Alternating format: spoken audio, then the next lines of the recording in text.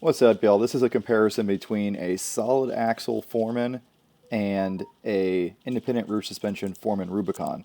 I've had 6 Rubicons, as some of you guys know. They're my favorite machine ever made to date. You know, foot shift, independent suspension, decent power, very reliable. But I recently bought a Foreman just because, number one, I want something different. Number two, people asked me to get a solid axle machine, and I couldn't get a Rancher because I got to have that front locker. And it came in handy several times and probably saved the bike from flipping on me. So I'm glad I got the Foreman and not the Rancher. But anyway, I'm going to do a comparison between the two. I got to ride them both back to back with my buddy who's got a Rubicon. We both had 32-inch Aztecs, and we're both mostly stock. I've got a 35% gear reduction. He's got a 20% gear reduction, but it's pretty close. So if you look at the dimensions of this machine, it tells you a good bit. The machines are 100% the same in the front, right? Same double wishbones front suspension with 7.3 inches of travel, but the rear suspension is totally different. My Foreman has a single shock swing arm with 7.3 inches of travel, whereas the Rubicon has 2 shocks, dual A-arm independent suspension with 8.5 inches of travel. So not only is it independent, it has an inch more travel. Now the differences get more if you look down here. The overall length of the machine, Honda says that the Foreman is about 83 inches and the Rubicon's maybe 84 and a half, 85 inches. So it's a little bit longer and it does have a little more wheelbase. Now Honda says it's only a 1 inch difference in wheelbase. I think that's kind of BS because it's a swing arm. So its wheelbase changes. As the swing arm drops down, the wheelbase gets shorter. And the way it's set up, you know, when you accelerate these Hondas, the solid axle machine, it kind of stands up, right?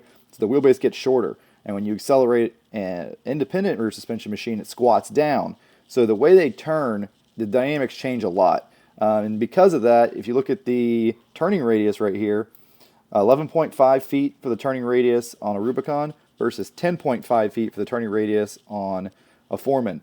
And that makes a lot of sense what I felt last night. We were in some very tight trails, and the Foreman was able to whip between trees a lot easier than the Rubicon. It is more maneuverable, and I think it's because when you start to turn, the Foreman, it kind of picks up the inside tire with that solid axle and lets it pivot around almost like it has a diff.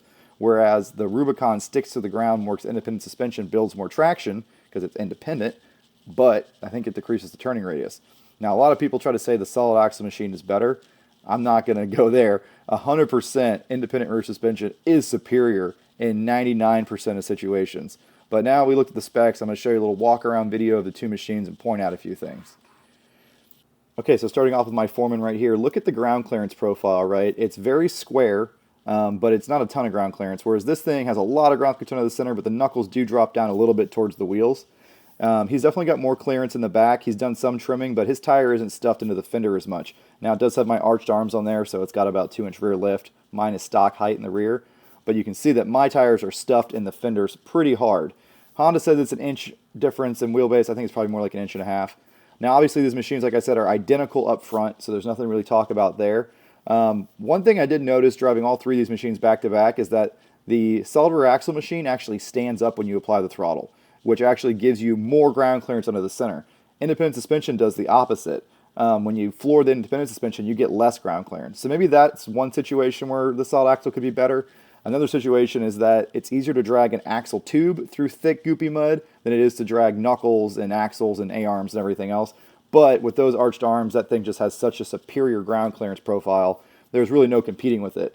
We went through all the same trails, but I had to get off and push a lot more and work a lot harder, and that Rubicon just crawled through stuff, despite the fact that I have a 35% and he has a 20% gear reduction. This 300 kicked our ass all day long. There's no competition there. It's super light. It's got an axle paddle, 60% gear reduction.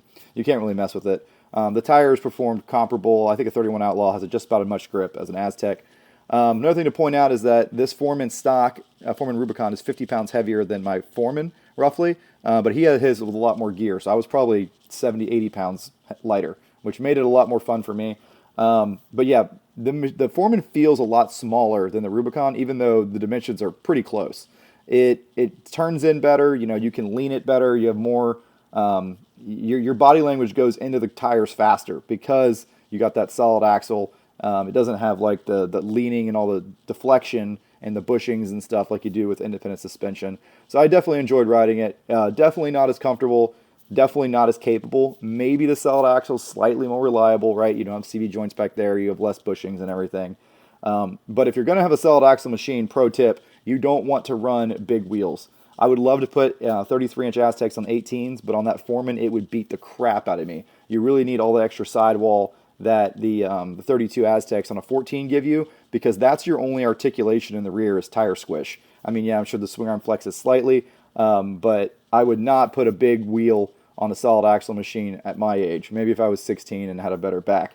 But both machines performed extremely well. We put them through a huge amount of abuse. You'll see that ride, I'm sure. And it's a miracle we didn't break an axle or anything else. So that's the kind of ride you only want to take a Honda on, I tell you what.